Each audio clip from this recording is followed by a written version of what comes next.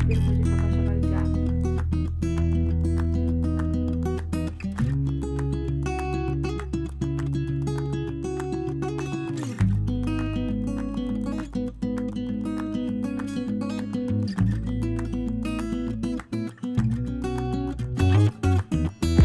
Doctor ভাই এই তোমাকে ফেভারিট মিস্ত্রি, আপনার ফোন নাম্বারটা দিয়ে দেবেন। আমি কি রে বলছো?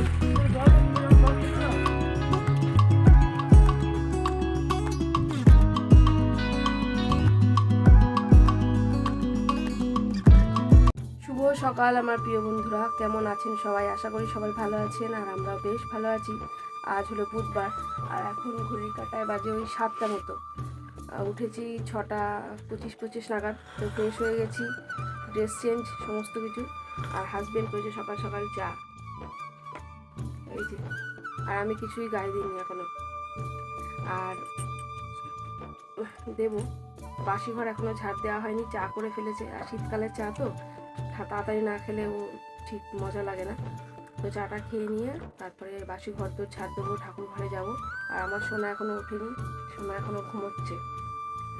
চলুন চাটা শেষ করি, নাহলে গল্প করতে গিয়ে চাটা ঠান্ডা হয়ে যাবে। তারপরে সারাদিন তো আপনাদের সঙ্গে অনেক কথা শেয়ার করার আছে, অনেক গল্প করার আছে। চাটা আগে খেয়ে নিই, কেমন? চা খেয়ে নিয়ে হাজবেন্ড কাজে বেরিয়ে গেছে।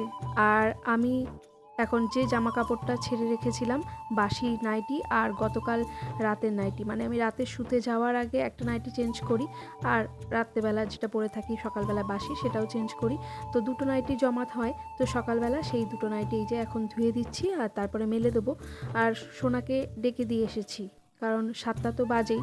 এখন যদি উঠে একটু পড়তে না বসে তাহলে আর কতক্ষণই বা পড়তে পারবে, কারণ 9:10-15 মধ্যে আবার স্নান করবে, খাবে, তৈরি হবে, স্কুলে যাবে। এখন প্রত্যেক দিনই পরীক্ষা আছে, কোনো ছুটি নেই, কারণ পরীক্ষাটা তো অনেক আগেই হওয়ার কথা ছিল। তো সেটা চেঞ্জ করে 1 তারিখ থেকে হয়েছে, মানে 27শে নভেম্বর থেকে শুরু হওয়ার কথা ছিল। যাই হোক, আমার সোনাই তো উঠে পড়েছে আর ও ব্রাশ করতে চলে গেল। তো ফ্রেশ হয়ে আসুক, ততক্ষণে আমি বিছানাটা গুছিয়ে নিচ্ছি। আর শীতকালের বিছানা মানে অনেকটা সময় লাগে গোছাতে। ব্ল্যাঙ্কেট, তারপরে বালিশ, সমস্ত কিছু নিয়ে গোছাতে গোছাতে প্রায় অনেকটা সময় লাগে। আর বিছানাটা ঘরের এতটা অংশ জুড়ে থাকে যে এটা একটু পরিষ্কার করে নিতে পারলেই সকাল সকাল ঘরটা যেন অনেক অনেক বেশি পরিষ্কার পরিচ্ছন্ন মনে হয়, তাই না? তো সোনা তো উঠে গেছে ব্রাশ করতে, আর ততক্ষণে আমি বিছানাটাও গুছিয়ে নিচ্ছি। আর এখন ঘরটাও ঝাড় দিয়ে নেবো। আর তারপরে ও পড়তে বসবে, আর ওকে একটু সকালবেলা হরলিক্স দিয়ে দেবো। আমাদের তো চা খাওয়া হয়ে গেছে, তবে প্রত্যেক দিন হরলিক্সটা দিতে পারি না। জলে গুলে শুধু হরলিক্সটা দিতে কেমন লাগে, ওটা খেতেও তেমন একটা ভালো লাগে না। কারণ যে গোয়ালা দুধ দিয়ে যায় সে মাঝে মাঝে আবার মানে ভুলে যায়, অথবা কোনো কারণবশত যদি অফ করে, তখন আবার ওই হরলিক্সটা দেওয়া হয় না, তখন ওই আমাদের সঙ্গে চাই খেয়ে নেয়। আর ছেলেটি দুধ দিতে আসে ওই ঠিক দুপুর 12টা নাগাদ। তো আর সকালে খেতে পায় না, খেতে খেতে সেই সন্ধে হয়ে যায়। আর তো সন্ধেবেলা আর খায়নি, তাই আজকে সকালবেলা দুধটা গরম করে হরলিক্সের সঙ্গে দিয়ে দেবো। আর এই তো আপনাদের সঙ্গে গল্প করতে করতে বিছানাটা কেমন গুছিয়ে নিলাম, আর এখন ঘর বারান্দাটাও ঝাড় দিয়ে নেব।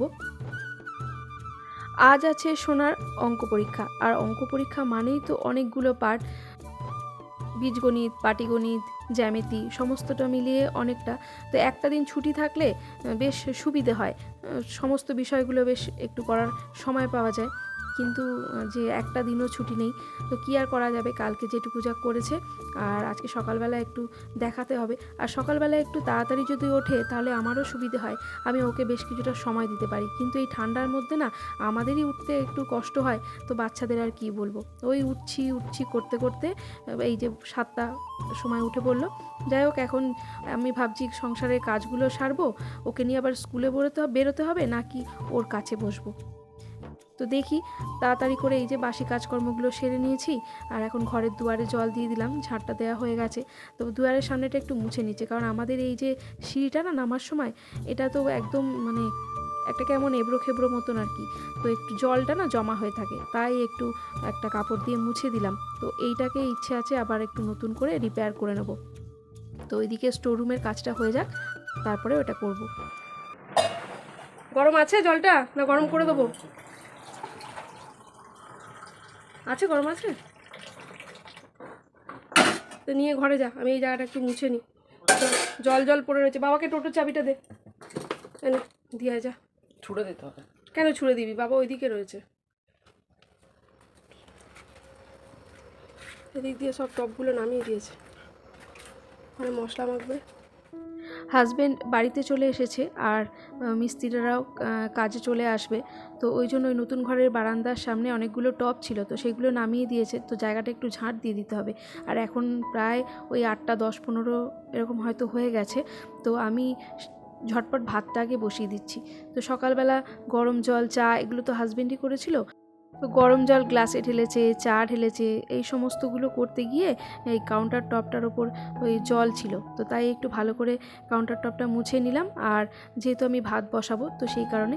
আর এই তো বন্ধুরা, ভাতও বসিয়ে দিয়েছি একদিকে, আর সোনাকে এবার দেবো একটু হরলিক্স। তো ওই জন্য দুধটা আগে গরম করে নেব। আর সোনাকে বলেছি তুমি গিয়ে পড়তে বসো, আমি হরলিক্সটা নিয়ে আসছি। আর ভাতে এখন আলু সিদ্ধ দিয়ে দেবো। তো আলুটা দেখুন, এত বড় আলু, আর ভেতরে কেমন কালো কালো হয়ে গেছে। তো ওই অংশগুলো একটু বাদ দিতে দিতে অনেকটা আলু বাদ দিয়ে দিয়েছি, তাই আরও একটা আলু খোসা ছাড়িয়ে নিলাম। তো গরম গরম ভাত, আলু সিদ্ধ আর ঘি, এই হচ্ছে সকালের খাবার। এখন যদি আমি অন্য কিছু রান্না করতে যাই তাহলে আর সোনার কাছে একটু বসতে পারবো না। তো এই জন্য চটপট একেবারে ওই আলু সিদ্ধ ভাত এটাই বসিয়ে দিচ্ছি। আর বাকি রান্নাবান্না যা করব সোনাকে স্কুলে পৌঁছে দিয়ে এসেই তারপরেই করব। আর এখানে দুধটাও গরম হয়ে গেছে, তো সোনাকে এখন এই যে হরলিক্স আর দুধটা দিয়ে দেবো একসাথে। আগে দুধ কমপ্ল্যানটাও ওর জন্য আনা থাকতো, তবে বহুদিন হলে ওটাও আর আনা হচ্ছে না। তাহলে এই গরুর দুধ না দিলেও অনেক সময় ওই দুধ কমপ্ল্যানের সাথে কিছুটা হরলিক্স দিয়ে সেটা দিলেও খেতে বেশ একটু টেস্টি হয়, ভালো লাগে। তো যাই হোক, সোনা তো এখানে পড়তে বসে পড়েছে, ওকে হরলিক্সটা দিয়ে দিলাম। আর আমি এখন যাচ্ছি একটু বাইরে। তো এই যে হাজবেন্ড কী করছে, আমাদের রাস্তার ধারে বেশ কিছু ইট আছে, মানে আগে অনেক দিন আগেই এনে রাখা ছিল, তো তাতে সুবিধা হয়েছে, এই মুহূর্তে এখন আর ইট কিনতে হবে না। আর এই দেখুন কি সুন্দর সুন্দর কয়েকটা জবা ফুল ফুটেছে।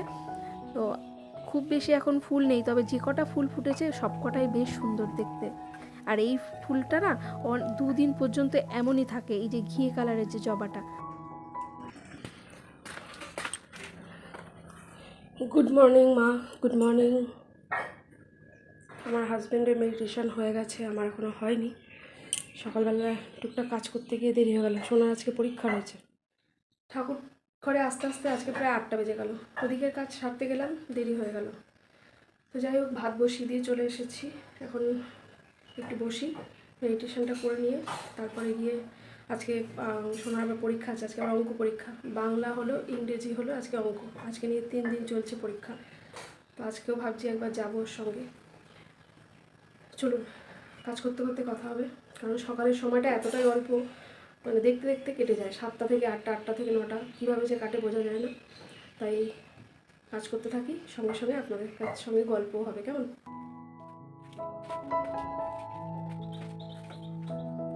সকালবেলা আমার হাজবেন্ড এখানে যে টবগুলো ছিল বললাম না, সেগুলো সব নামিয়ে দিয়েছে। তো জায়গাটা তো প্রচণ্ড নোংরা হয়ে আছে, কারণ এই জায়গাটাতেই ওই মশলা মাখা হবে, সিমেন্ট বালি মাখা হবে, তাই জায়গাটা তো প্রচণ্ডই নোংরা হয়ে আছে। একটু ঝাড় দিয়ে দিচ্ছি। একটু পরেই চলে আসবে আমার জামাইবাবু আর একটা দাদা, তো ওরাই কাজ করবে।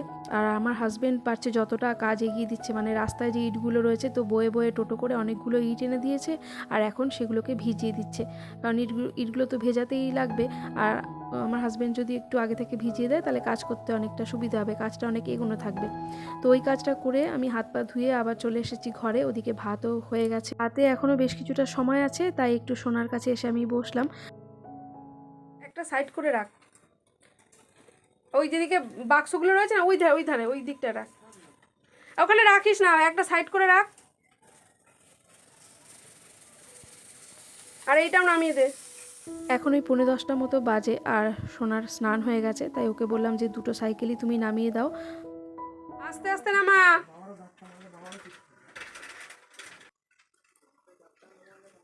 সোনা রেডি হয়ে বসে আছে, তো ওর জন্য খাবারটাও আমি বেড়ে নিয়েছি, ওকে দিয়ে দিলাম। আর আমি তারপরে যাব রেডি হতে, ওর খেতে খেতে আমি ততক্ষণে রেডি হয়ে যাব। আমি রেডি হয়ে গেছি, আর সোনাকে এখন স্কুলে পৌঁছে দিয়ে আসবো। আর আমার বাড়িতে হচ্ছে আজকে কাজ, মিস্ত্রি এসছে, তো চলুন দেখাই একটু। সোনা, ব্যাগ নে।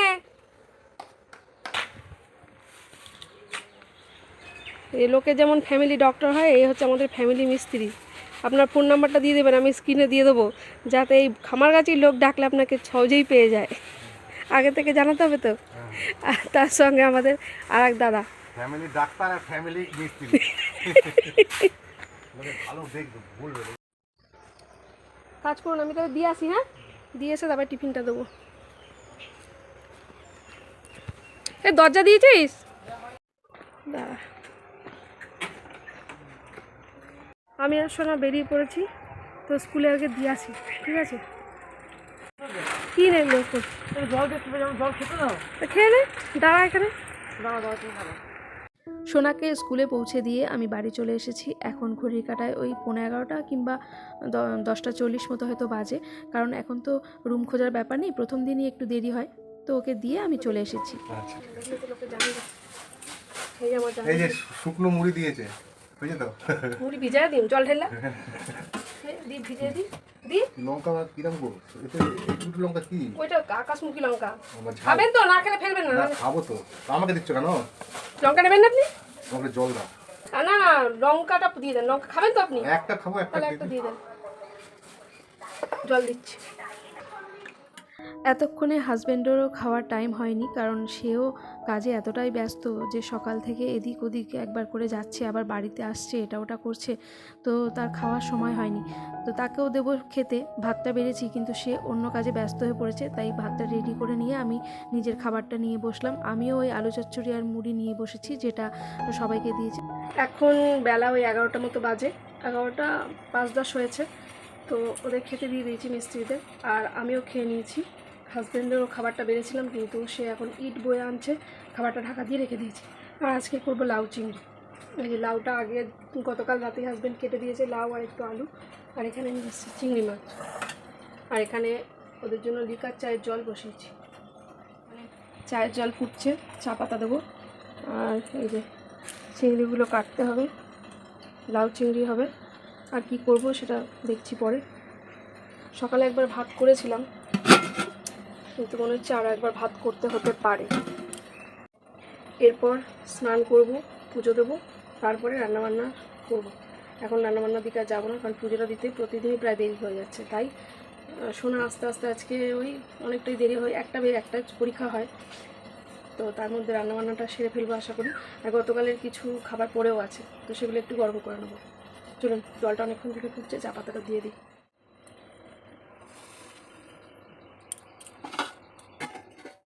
চা হয়ে গেছে, চা পাতা দিয়ে ওটা একটু ঢাকা দিয়ে রেখে দিলাম, গ্যাস অফ করে দিয়েছি। আর এখানে লাউ চিংড়ি রান্না হবে, তো লাউটা তো কাটাই রয়েছে, গতকাল রাতে হাজব্যান্ড কেটে রেখেছিল, তো ওটা একটু ভাপানোর জন্য প্রেশার কুকারেই বসিয়ে দিলাম। আর ততক্ষণে এদিকে চাটা ঢেলে নেবো কাপে। তো লিকার চা তো করেছি, তাই একটু লেবু রস আর সামান্য একটু বিট লবণ দিয়েছি, এটাতে খেতে বেশ ভালো লাগে খেতে। আমি দেখলাম এমনি লিকার চা খেতে আমি একদমই পছন্দ করি না, কিন্তু এইভাবে খেয়ে আমি দেখলাম বেশ ভালো লাগে, তো ওদেরও তাই এটা দিচ্ছি এখন।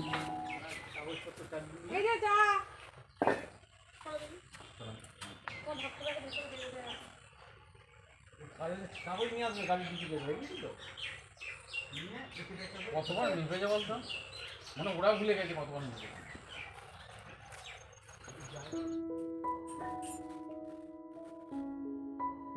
স্নান হয়ে গেছে, চলে এসেছি ঠাকুর ঘরে। 12টা এখনও বাজেনি, 2-3 মিনিট বাকি আছে 12টা বাজতে। আর ফুল তোলা হয়ে গেছে, তো এখন পুজোটা দিয়ে নিই, তারপরে রান্নার দিকে যেতে হবে।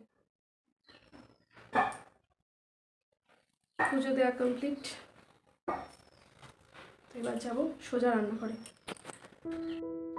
চলে এসেছি রান্নাঘরে, আর আগেই তো দেখালাম যে আজকে লাউ চিংড়ি রান্না করব। আর লাউটা আমি আগেই তো ভাপিয়ে রেখে গেছিলাম, তো জল ঝরানোর জন্য রেখে দিয়েছি।